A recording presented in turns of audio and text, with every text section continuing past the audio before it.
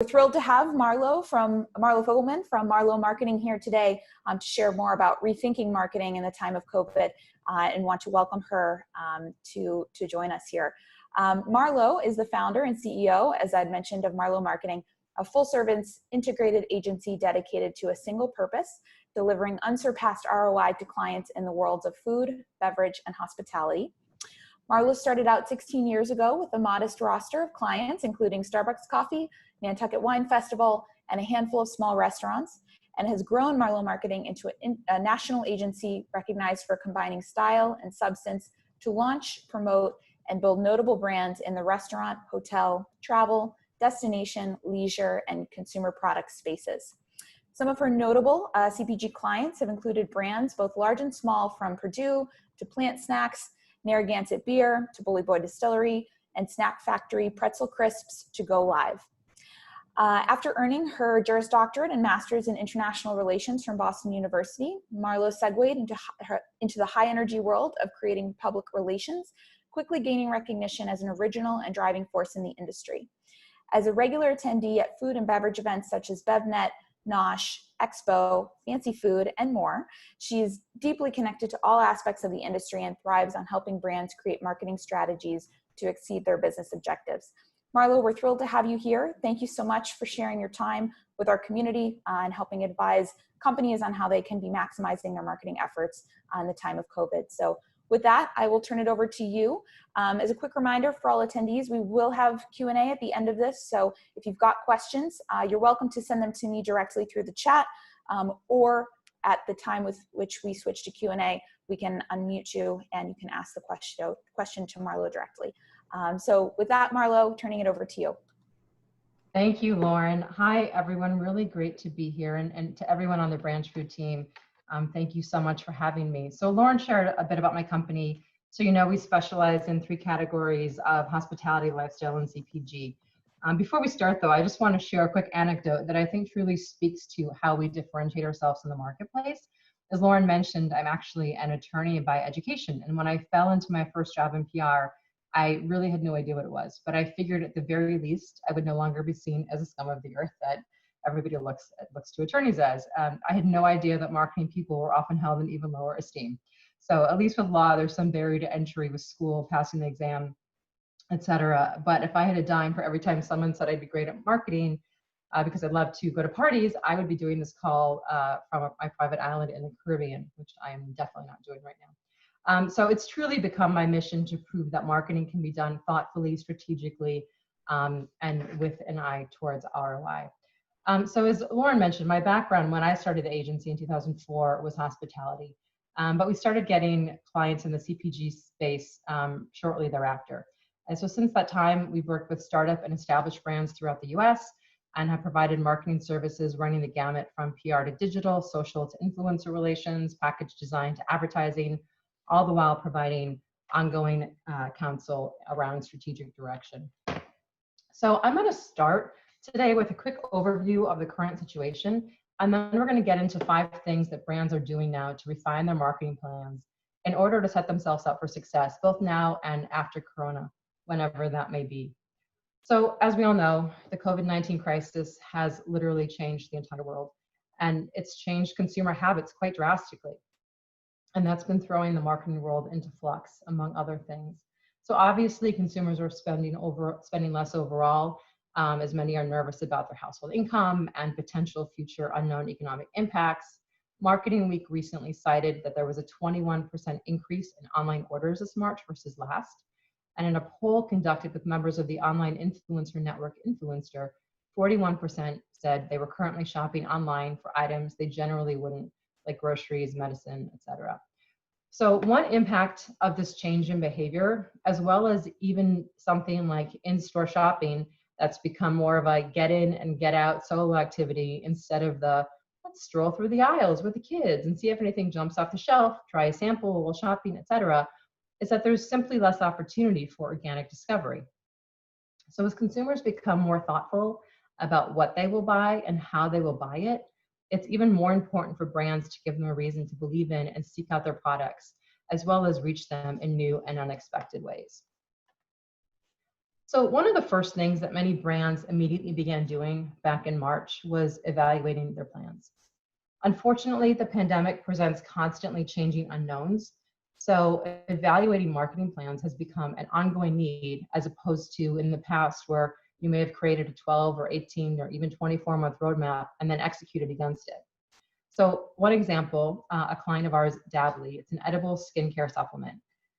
About 2 weeks into their launch in March, lockdowns across the country went into effect. And this threw their plans for local market sampling and events in Austin, Texas, as well as a massive national media push out the window. With the media being non-responsive to anything unrelated to the current health crisis and consumers staying inside, they needed to evaluate their plans quickly to decide if they should pause efforts until the situation was clear or rethink their approach. They chose to rethink their approach, obviously. And so we shifted the marketing focus to social influencers and began pushing online sales in order to salvage the launch. It's been bumpy, but they are now seeing consistent sales and brand awareness is growing. And now we're in the process of brainstorming for ways to revert back to our original plan by considering 4 options in the still unknown COVID reality for that eventual launch in Austin.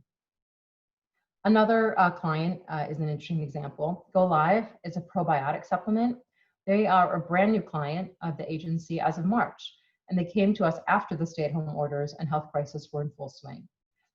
So they saw an opportunity to invest further in their growth by bringing on an external partner to help them respectfully benefit from the current climate with their line of products that boost immune health. I personally have had to travel over the past few months, and I will tell you that during the thick of it, I was taking 1, if not 2 a day to try and keep my immune health in check. And I still take it now, probably 4 to 5 times a week, but that moment in time absolutely drove me to purchase. So we've worked with them to relaunch their social channels and to kick off a national media push aimed at growing the brand awareness and strengthening the connection between their products and overall health, which is now for pretty much everyone more than ever a top consumer concern. The next thing brands are doing is pivoting their focus as a result of the lockdowns and social distancing rules. For example, in 2020, our longtime client, Narragansett Beer, was set to celebrate milestones, including their 130th anniversary, the opening of a new brewery in Providence, with events, sampling opportunities, and parties.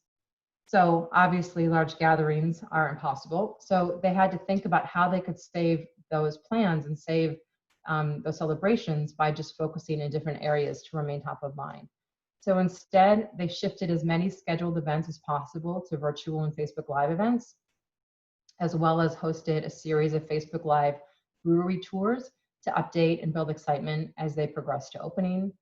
They launched a new Buy Neighbor initiative, connect with and support local Rhode Island businesses that has supported their brand over the years. They made sure to stay top of mind and relevant with their on-premise accounts by dropping off beers and swag to hospitality workers at their home that was then pushed out all across social. And they relaunched old merchandise like their popular bandanas for use as masks to help keep everyone safe and to keep them at the top of mind.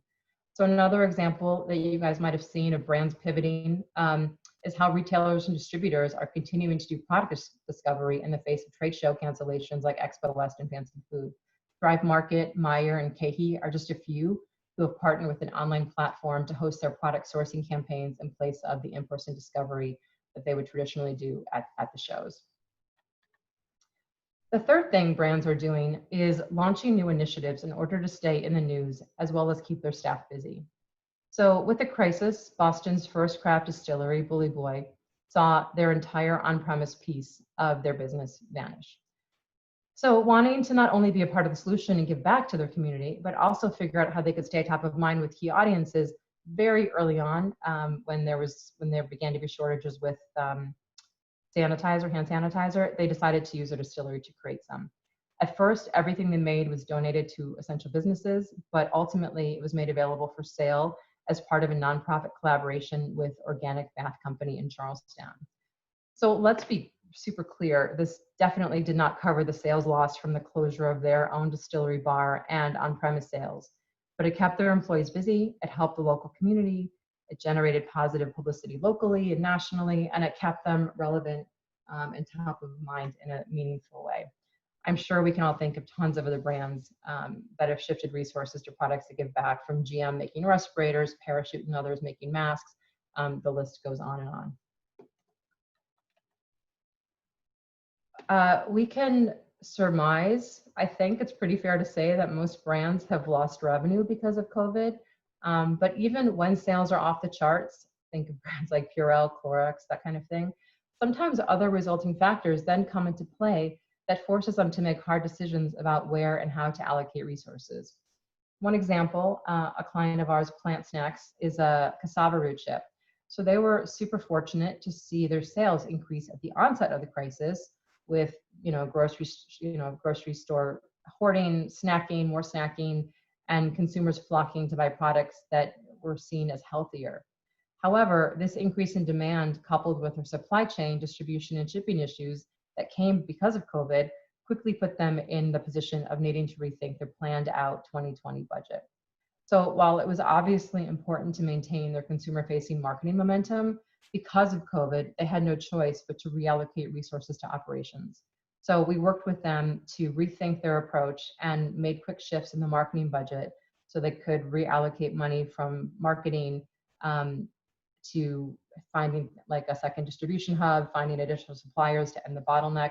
These were all costs that they were planning on spending in 2021. And so they had to move it up earlier as a result of the situation. And last, but certainly not least, now is definitely the time to invest in your brand. Everything is a bit slower. Maybe your slower sales or production are giving you some breathing room to focus.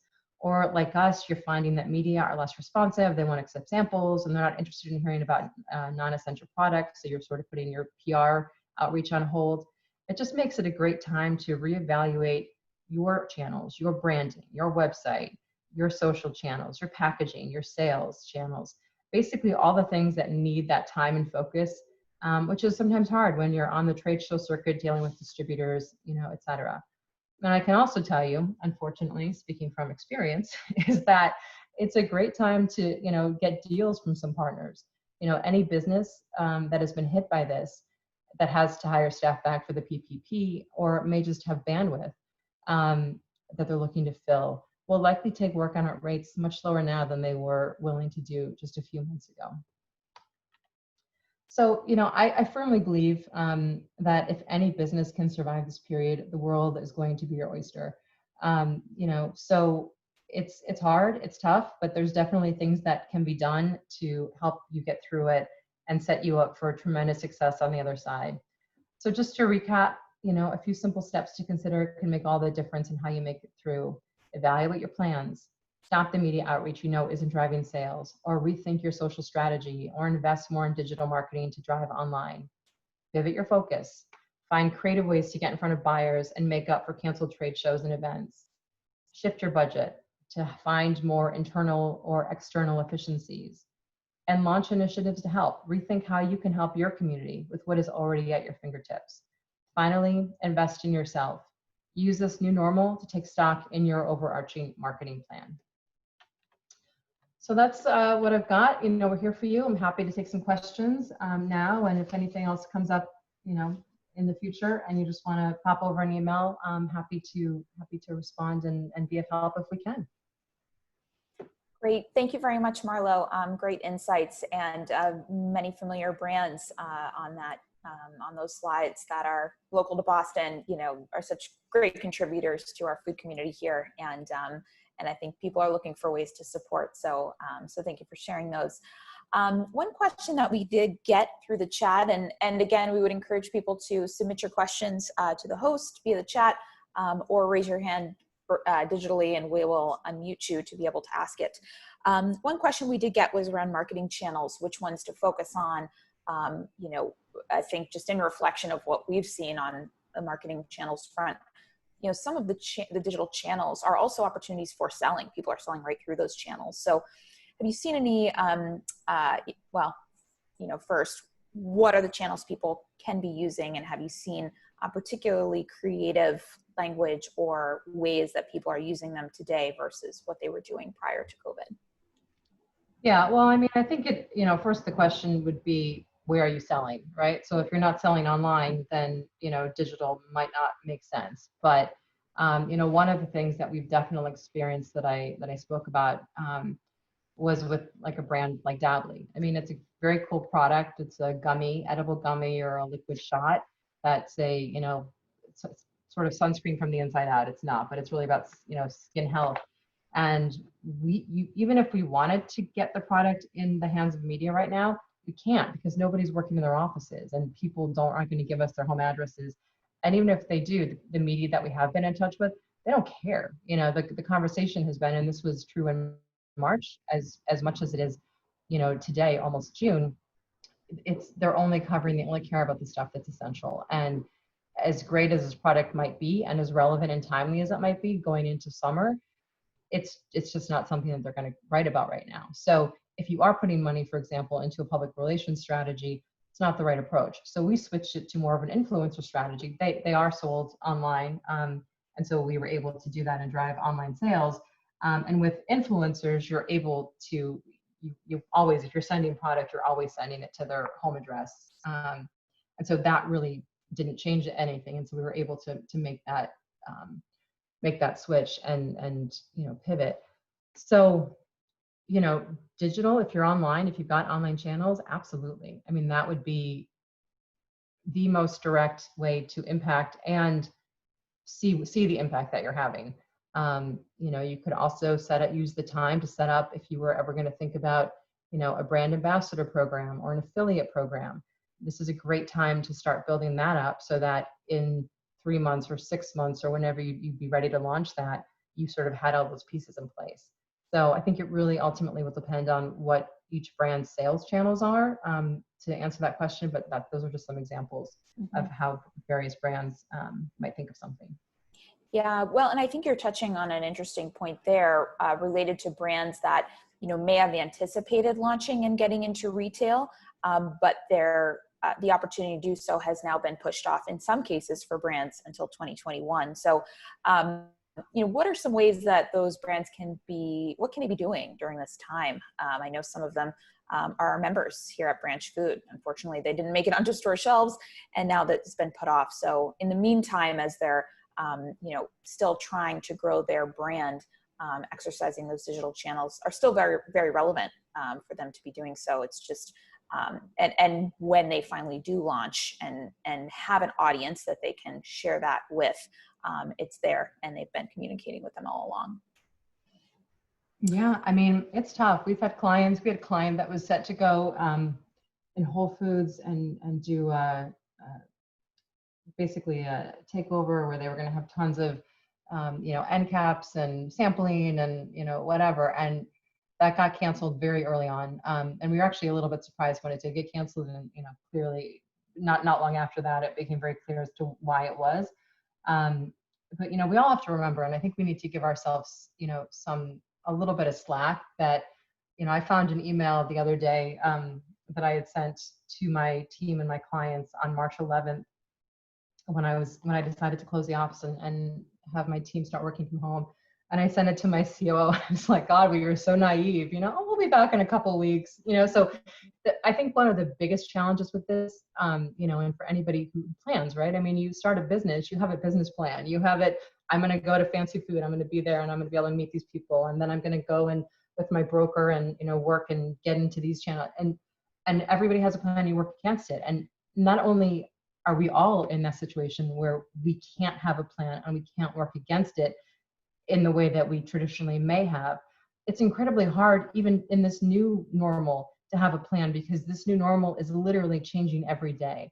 And so, you know, I would just encourage, you know, everybody to, you know, sort of, if you're, you know, thinking, oh, I should be doing more, you know, cut yourself some slack, because it's a very, very hard environment to, you know, think about that from. You know, the one thing I will say that you can completely own, it's your channel. That's how you're presenting your brand. So it's your social channels. You know, this is a great time to really get those in a really robust way, to engage and to comment and to follow like brands and to build up that channel. It's, you know, a great way to try and connect with other brands like yours. So you can set yourself up for strategic partnerships or relationships down the line. For a lot of the brands that we manage their social, the way that we grow their organic reach is by doing these kinds of partnerships. So we'll reach out. We have a lot of brands in the natural products category. So we'll reach out to other brands that are similar but not competitive and say, hey, do you want to do a contest or a giveaway or whatever? And so then we're benefiting from their audience and they're benefiting from our audience, and hopefully everybody's benefiting and growing together. So I think the one thing that you can control in any situation is everything that you own. So that's your package, that's your website, that's your social channels, that's the way that you talk about yourself, that's the way that you sell yourself in a sales sheet. So I think this is a great time to really focus and just get that stuff so tight that when you are able to go back out in whatever way that might look like, you've just got your entire package ready to go and ready to just, get your growth, off the charts. Mm-hmm. Great. Another question that came in, have you seen any examples of companies adapting experiential marketing efforts to replace practices like sampling in store? Obviously the in-person opportunities have been very limited, but any other creative, translating perhaps what would be experiential in person to online and digital in any way? That's a great question. And it's something that a lot of us are talking about, right? Because it's highly unlikely there's going to be any sampling in grocery or, the street teams or, that sort of thing. I haven't, personally seen a lot of it yet. I think it's something that people are trying to figure out. I mean, when you look at some areas of the country, anybody who saw any of the coverage, down in Alabama and Texas and Missouri, over Memorial Day weekend, there certainly could be, street team sampling stuff going on down in those places, So I think every market's going to be a little bit different. I think it's an opportunity to be creative, So for example, for Dabbly, as we think about what we're going to do, how we're going to launch in Austin, because that's still the plan. And like I said before, the client sort of charged us with 4 scenarios, Austin during COVID, Austin post-COVID, Austin, whatever they were, to think about how we might do that. And so, for example, we were thinking, okay, what are the places in Austin where people are hanging outside? Or is there a yoga studio that we could partner with that maybe is doing outdoor classes, because it's safer to have everybody outside, and that we could, have a sponsorship where we're sampling, we're, giving some cash. There's a juice bar on one of the, I forget what it's called, but some big popular greenway down there. And there's a big juice company. So do we say, okay, can we give you product? Maybe we pay them, give them product, and every customer who comes in and orders juice or, whatever, would get a sample of Dabbly. So I think there's a big opportunity to be creative. And I think a lot of businesses that might not have thought this way before are going to be thinking about it differently now, because you have to, and not just in the CPG space, but in the hospitality space, in street team kinds of things. I think there's going to be an opportunity to have more reach with less dollars for a while in a lot of different categories. Mm-hmm. And given the fact that we're, there's somewhat of a timeline in place now, Massachusetts is going to start allowing openings starting on June 8th. Do you see any of those types of conversations starting to happen now, or, being picked up where they left off, perhaps pre-COVID? Are people thinking about collaborations right now on the marketing front, or is that something that is still we're getting ahead of ourselves here? I think that's the challenge, right? The states are reopening, and what does that mean? But we can see in some of the states that are reopening that their numbers are going up. And so, if the goal was to flatten the curve, if we have to do that again, what will that mean? I can speak, on the hospitality side of things. you know, there's still no information. So, you know, those folks are totally, you know, in the dark about what's going on, and everything, you know, for example, in Massachusetts is based on, you know, you know, how, depending on how these 2 weeks go, then we're going to make a decision then. And so it just doesn't really provide a lot of clear confidence, you know, or direction that if you wait until this date, if somebody could say, hey, listen, as of August 1st or October 31, you're good to go, then that would be very easy for everybody to plan. Okay, what can we do between now and then? And then great, August 1st, we're going. But I think that's one of the biggest challenges with the situation, just the uncertainty of where everybody is going to be. And there's just no answer. Nobody knows. Mm-hmm. Mm-hmm. Absolutely. And I think it only remains to be seen what is possible. And in the meantime, you know, I think you've given our attendees here a lot of creative ideas for how they may be able to manage this time in the meantime. So I know we're coming to 1:30. Marlo, we want to thank you for your time. We had so many more questions and we were able to sort of relay here, but for those of you that wrote in and have continued questions for Marlo, please feel free to reach out to her directly at her information provided on the screen, or connect with us at Branchfood, info@branchfood.com, and we're happy to make an introduction to her team to help any of you who are interested in learning more about what they do and how they help brands grow their recognition and online kind of brand. So, so thank you all for joining. Thank you so much, Marlo, for being here and sharing this insight. It's a pleasure, as always, to hear from you and learn from you. As a quick reminder, this recording will be made available on our YouTube page. So go to YouTube and search Branchfood, or probably by the end of today, the recording will be available on our website at branchfood.com/servingupsupport, which is where you can find all past recordings as well as future ones.